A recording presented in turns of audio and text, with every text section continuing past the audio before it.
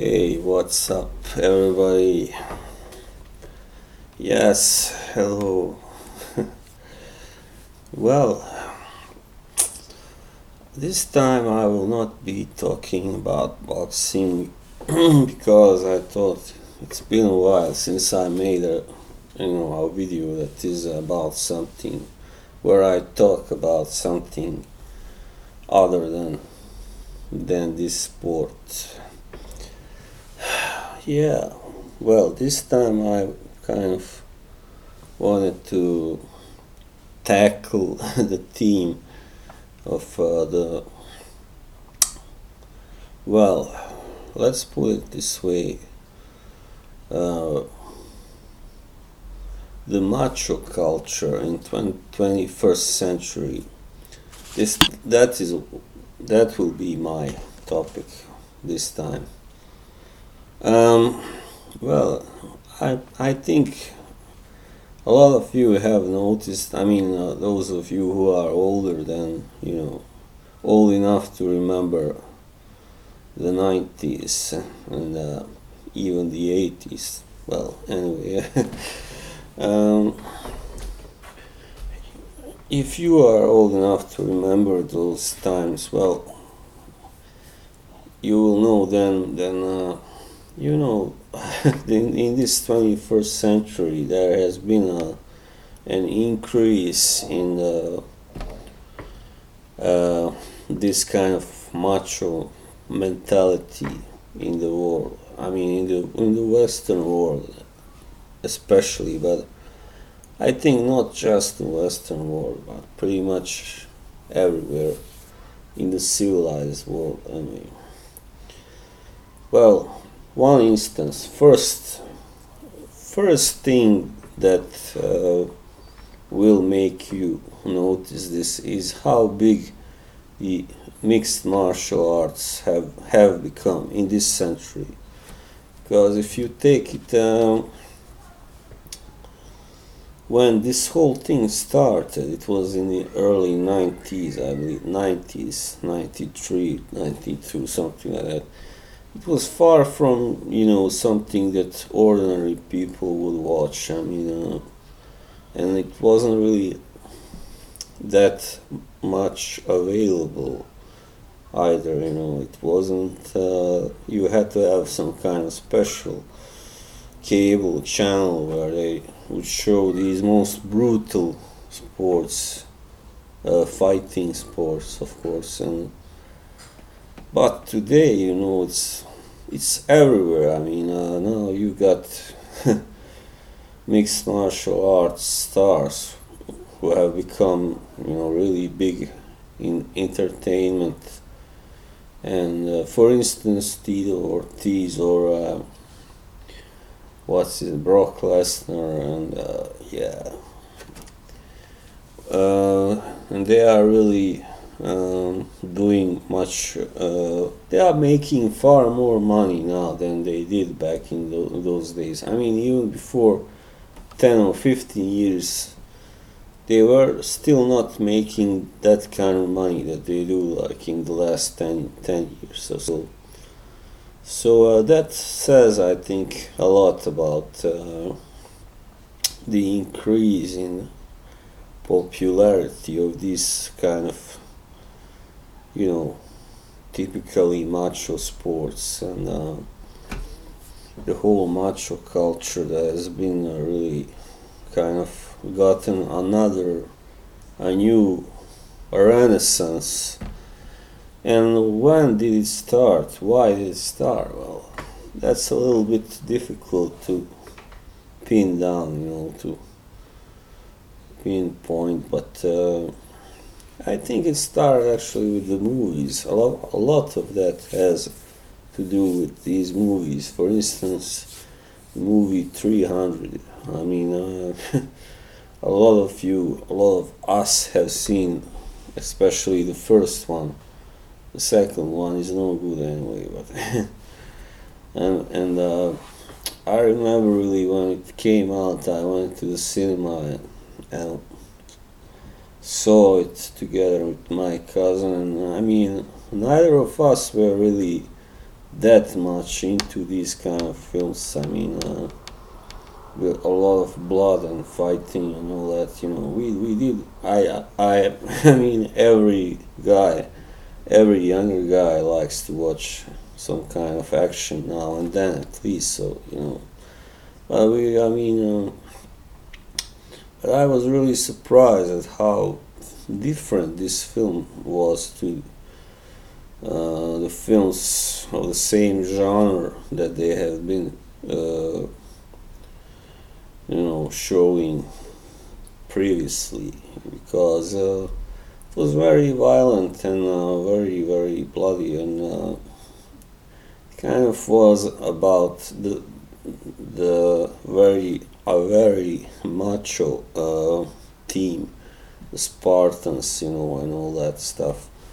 The Spartans and their culture, which was all about being as strong, as brave, as good fighter as possible, and no weakness was tolerated or accepted, no kind of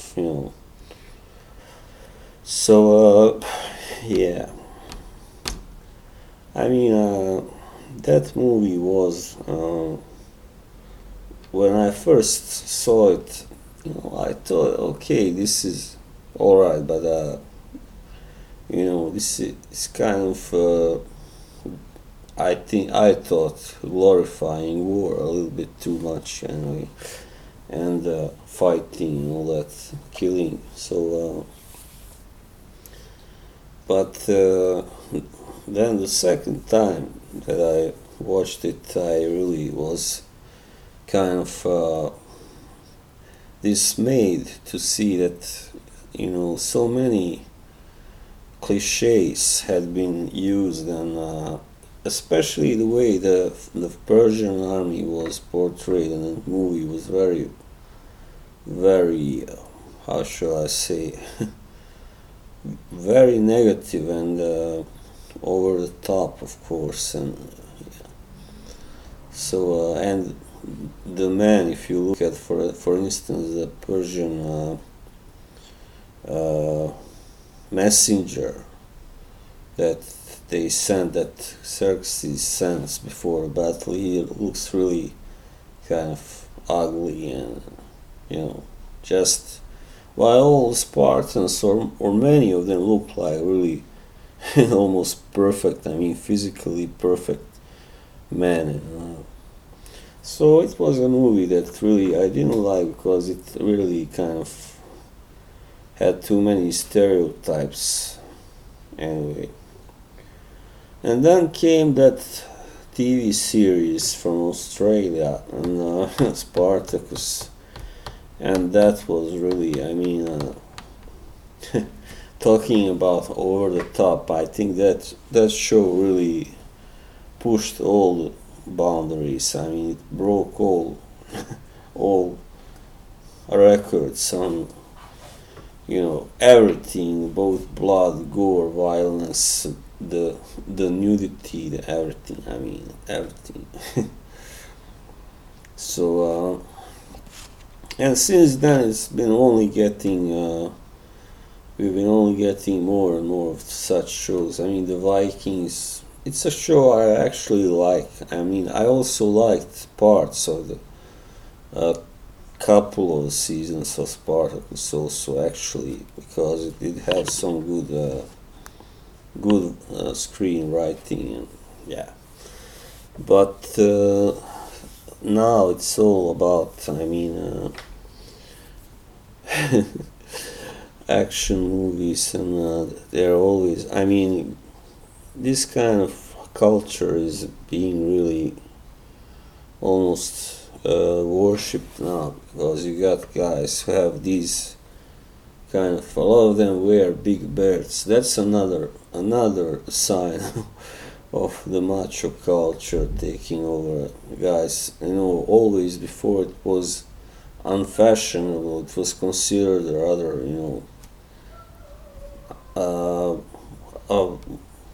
unkempt brute thing to wear a big beard, but now it's really fashionable, and that's a real big change from what it was before. So yeah,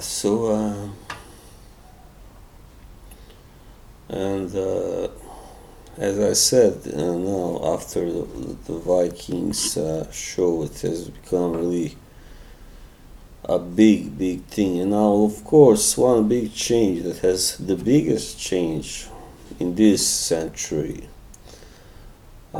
is the portrayal of women in movies and TV shows as well. I mean, women have seldom been really portrayed in that. I mean, as warriors, so as much as now anyway. I mean, it's not just in media and movies; it's in real life as well. I mean, if you look at it, more and more women are now, lifting weights and practicing martial arts than before. So it's really big now.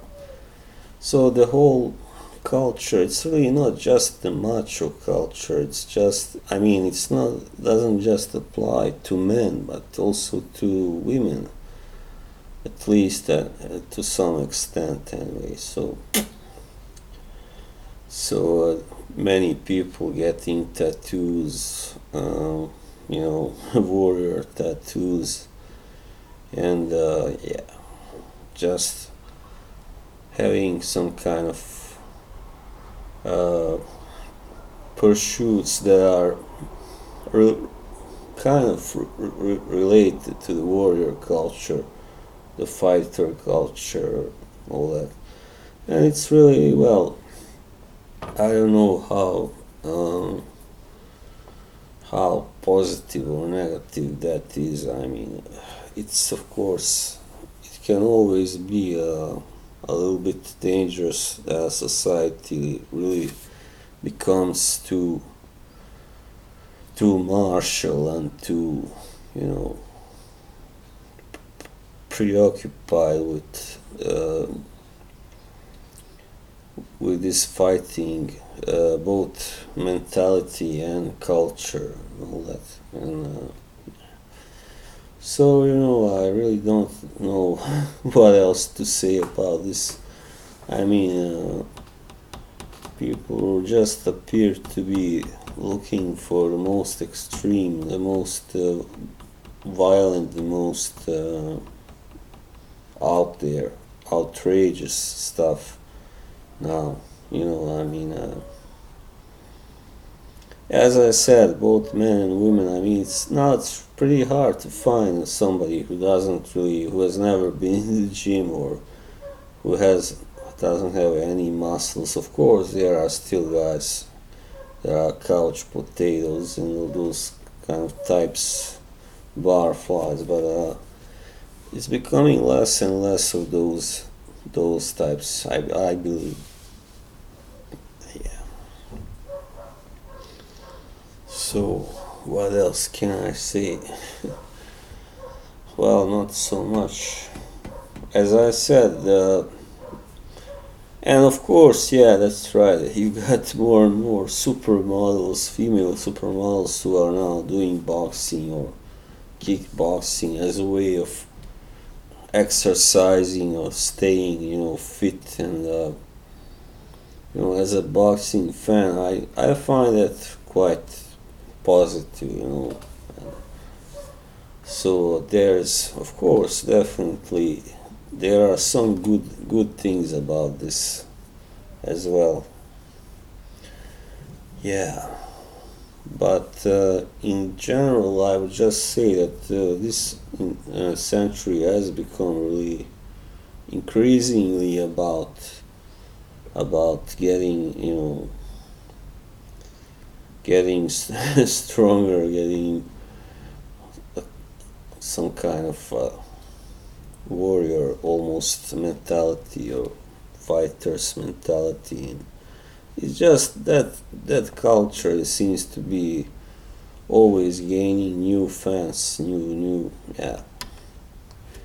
So I don't know. That, I guess, is all that I have to say about that. So bye bye for now.